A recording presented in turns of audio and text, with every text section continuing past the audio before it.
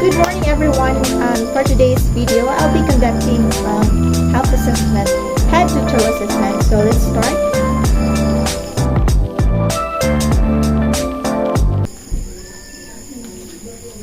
Hello, good morning ma'am. I am Danica C. Pellegrino and I am your student nurse for today. And today po, I'll be conducting head to toe assessment. So, but before that, I will just ask you if what language do you prefer to use? Bisaya, Tagalog, Waray, or English? Tagalog.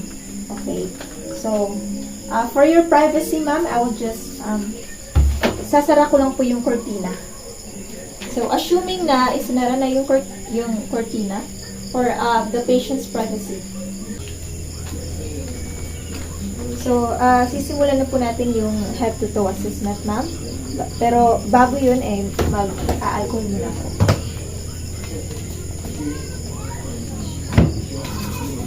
So, magsisimula po ako ngayon. Tapos na po akong mag-alcohol. Pwede mo pang sabihin po yung pangalan mo, edad, at saka yung birth date mo.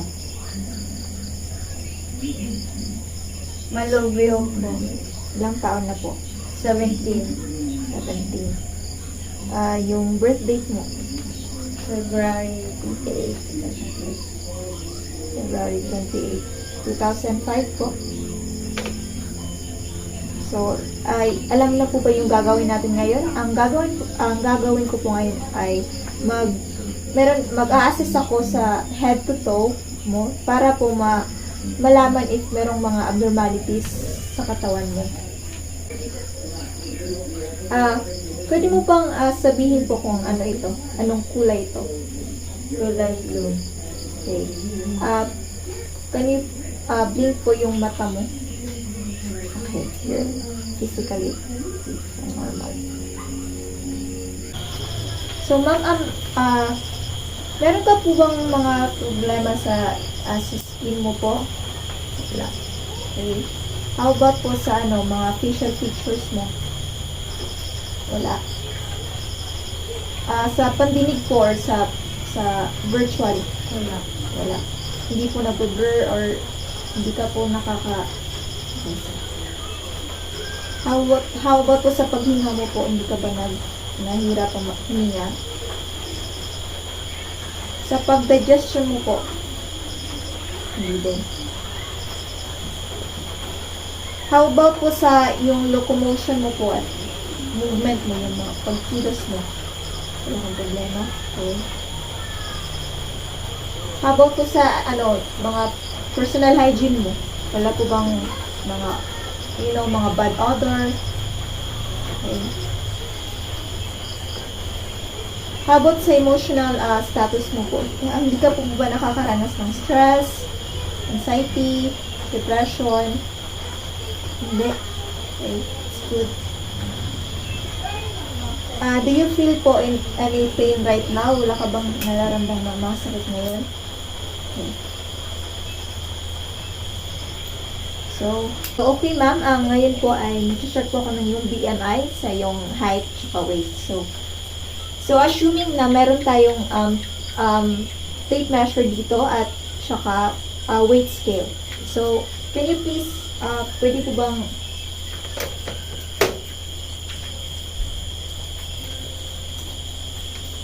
okay. So, next is yung i-check natin yung height ng patient. So, okay. So, assuming na nakuha na natin yung BMI ng patient, ang next natin gagawin ay we will check the vital signs of the patient. So, okay lang po ba ma'am kukuhaan kita ng vital signs? Oo. So, check ko po yung yung heart rate, yung respiratory rate, oxygen mo, at saka yung blood temperature at yung blood pressure mo. At saka yung pulse rate mo.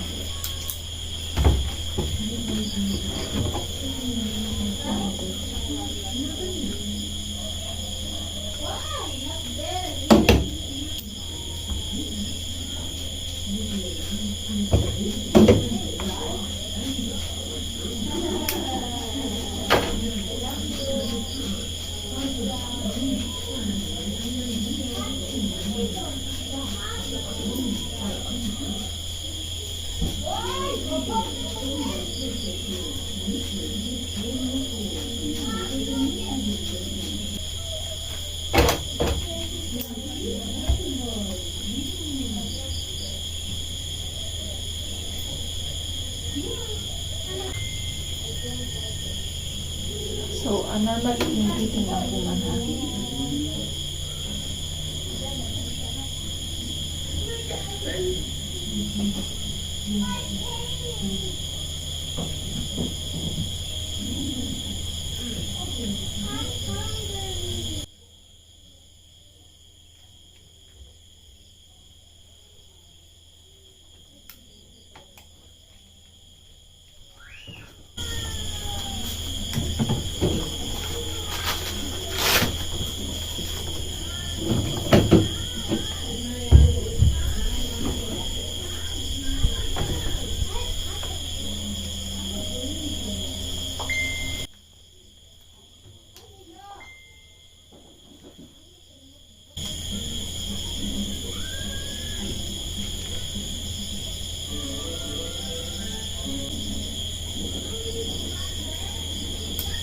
So, po, normal naman po yung blood pressure mo. It's 120 over.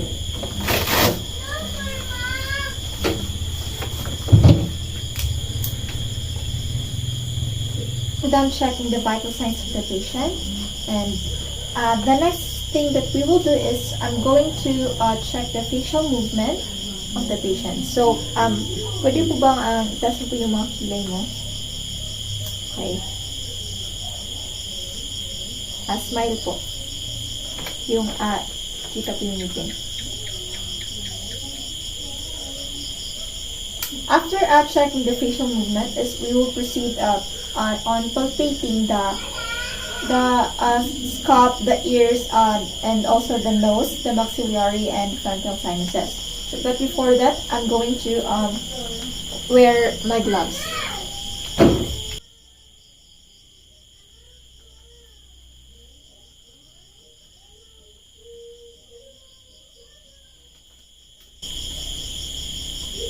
So I'm then wearing my gloves. So we will proceed to palpating the scalp, the ears, the nose, and maxillary, and frontal sinuses. So okay lang po ba ma'am kung hawakan ko yung ibang parte ng katawan mo? Okay.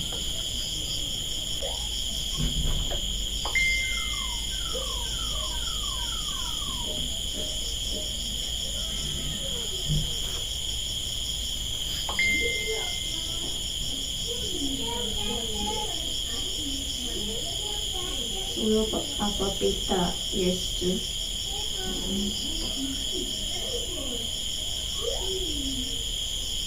We will also palpate the jaw, the patient, and the chin.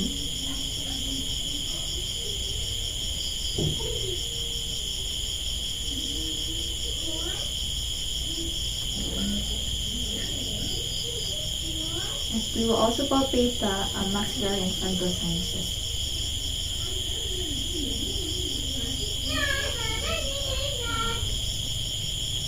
And do you feel anything po?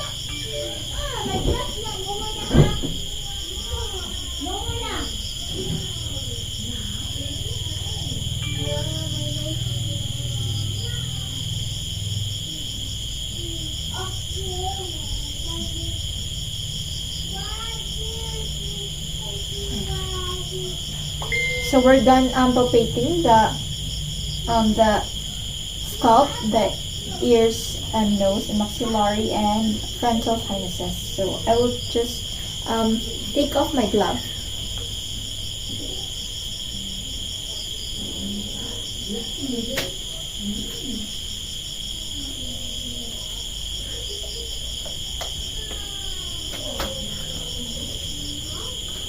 So we're done at palpating, and right now is we will going to assess the eyes of the patient.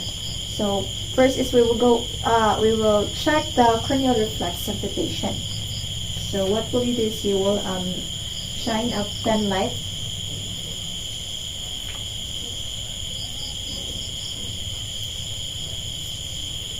Okay, so this assessment is, the purpose of this is to check if the light reflects at the same spot of the eyes. Because if it doesn't reflect, it indicates truism. So next is we're going to um, assess the pupil, the size, if it's equal, round, and light reactive. So can you please look at me, ma'am? Okay, so the size of the pupils are equal and also round, and we will check right now if it's light reactive. So what we will you do is to check the pupillary reaction to light is you will just dim the light. So I will just dim the light.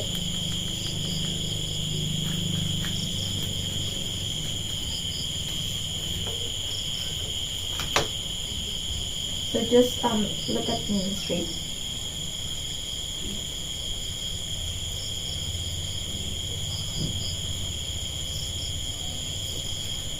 So her pupil is reactive, light reactive, so it's normal. Next is I'm going to accommodate using this pen. I will accommodate the accommodation of reflex. So tingin ka lang po dito, ma'am, sa ball pen. Wag ka pong gumalaw yung ulo mo po.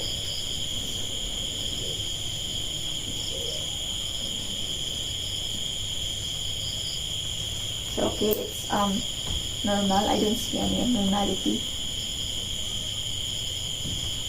Ang susunod natin gawin is we will check the 6 cardinal fields of gaze. So gaya po ng sinabi ko, wag mo po igala yung ulo mo, yung mata mo lang po yung galaw mo po. So you will just i-follow mo lang po yung galaw ng aking mga finger. So start po.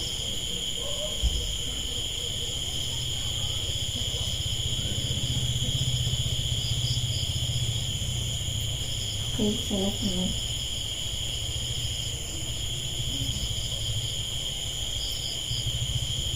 Okay, so it's normal. So next is I'm going to check or inspect the ears of the patient.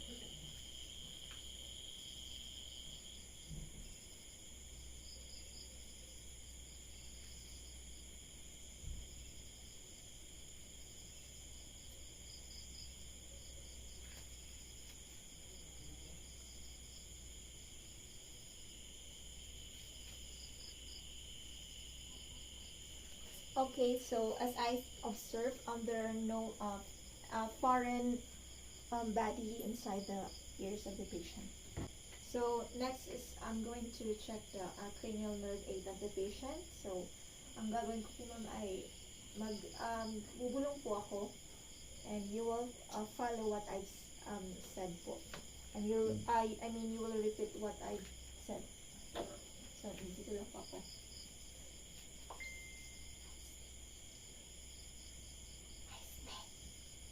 I stay. Water. Okay. So next please, can you please cover po your ears? Takpan mo po yung tenga mo. Yung isang tenga mo po. Okay.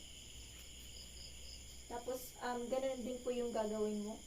You will follow what you will repeat what I've said. Water. Ice. Okay, so the patient hearing is normal. Next, ma'am, is I'm going to assess your nose po. So I will occlude one side of your nose. Tapos you will inhale and exhale.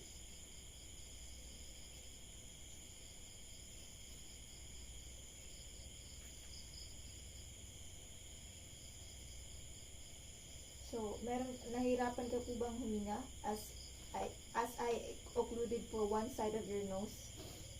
Hindi.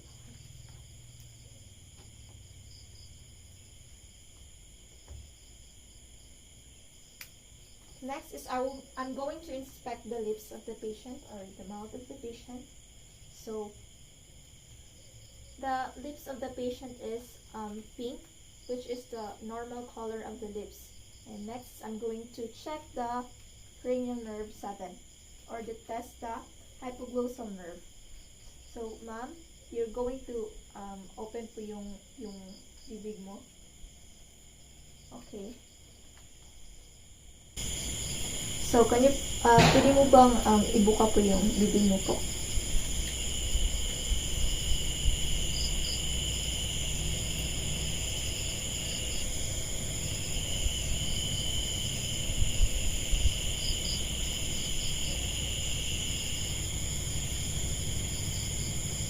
So, normal naman yung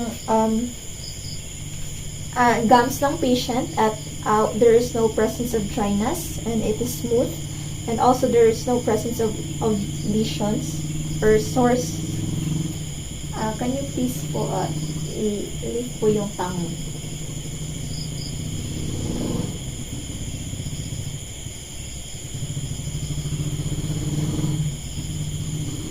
Okay, normal naman po yung patient at walang presence ng tonsils and any abnormalities.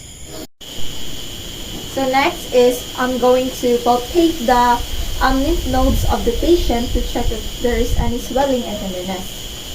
So ma'am, is it okay for you, ma'am, na hawakan ko po yung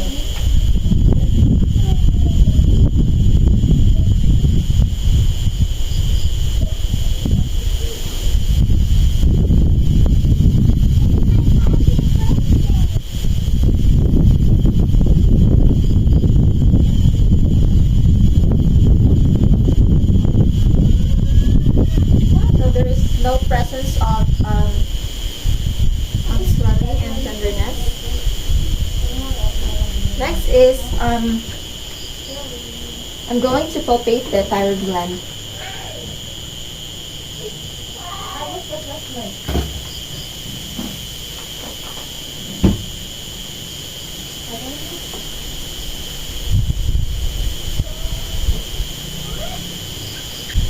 So, meron po itong nararamdaman ng sakit po.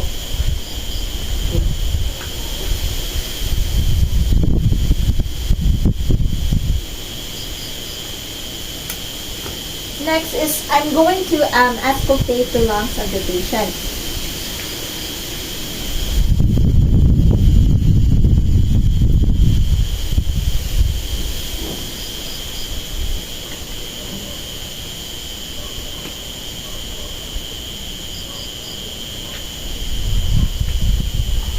Wala po ba nang kung hawakan ko?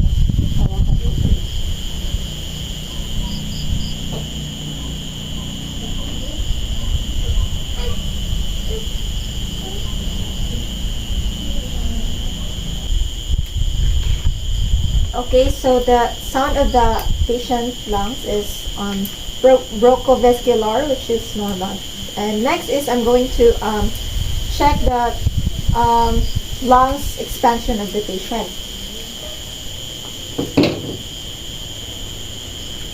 So, pwede po ba kayong mag-inhale, exhale po?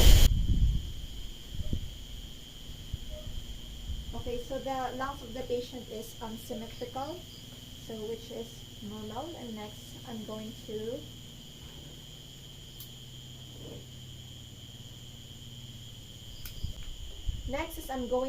palpate the breast of the patient. So, assuming na exposed na po yung breast part ng patient, and now I'm going to palpate.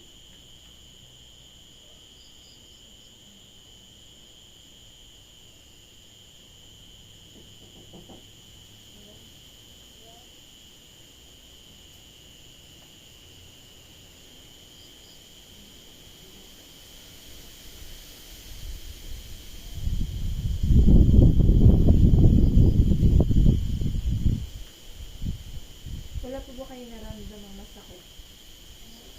About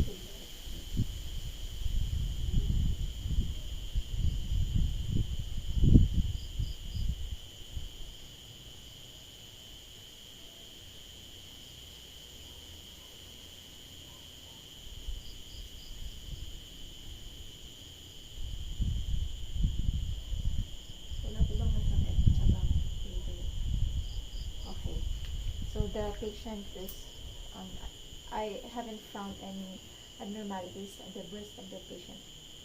So next thing you're gonna do is I'm going to pinch the nipple if to check if there is any discharge. So assuming na uh, I've already pinched the the nipple of the patient.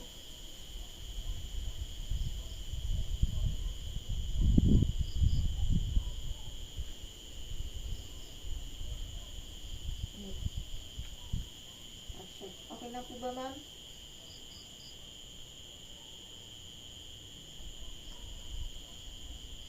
So I haven't found any discharge of the patient, so it's normal.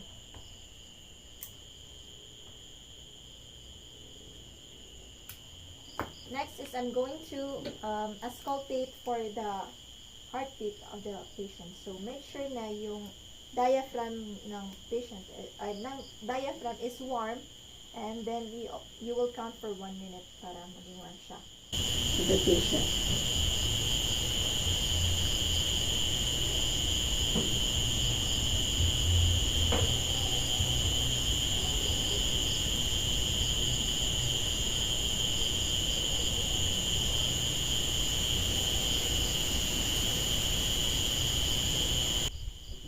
Cardiac rate per minute is 110. Going to auscultate the abdomen of the patient.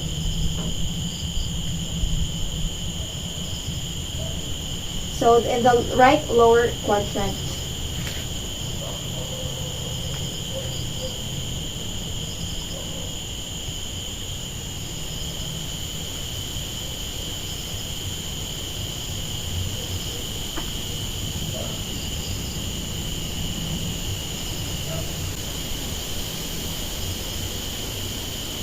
Next is you will just continue it clockwise.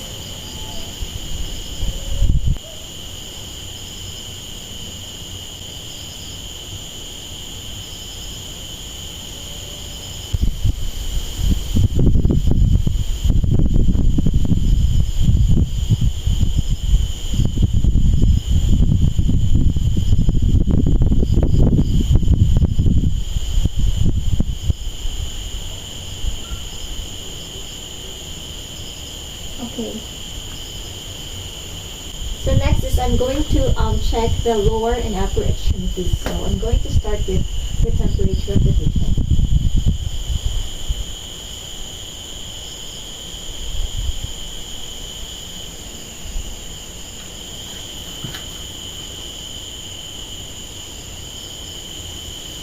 So the temperature is normal. It's warm. Next is the pulse of the patient.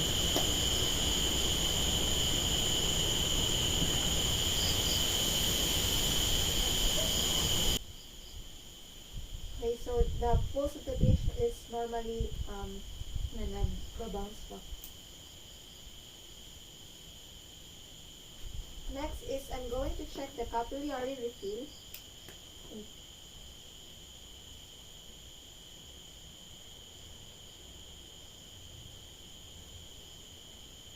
So bumalik yung capillary, nag-pink, bumalik sa kulay niya yung capillary refill niya in just 2 seconds, so it's normal.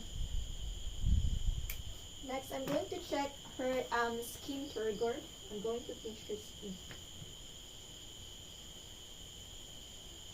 So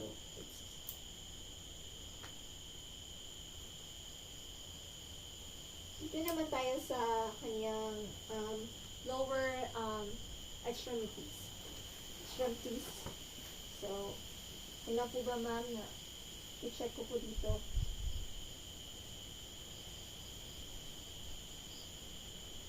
So, i-check ko rin yung temperature dito sa kanyang lower extremities.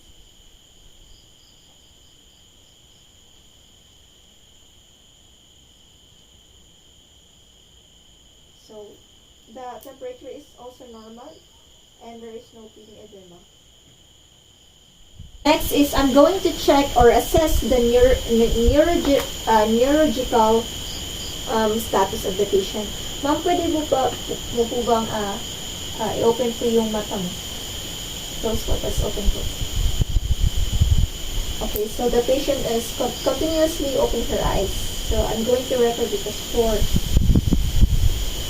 And when I try to speak with the patient, verbally respond and it's oriented, and I will score it as 5. Next is I'm going to check the motor response of the patient. So I'm going to pwede mo po bang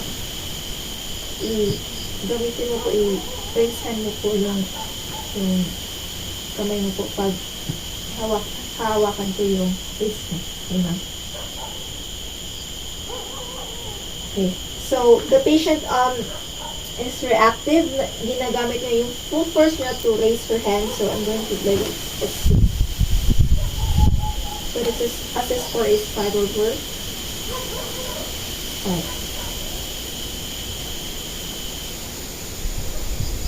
So, next natin gagawin is I'm going to i-place back na yung patient sa kanyang comfortable tulog. Let's i-place that up. After doing the assessment, I'm going to do the hand hygiene again to prevent transmission of microorganisms.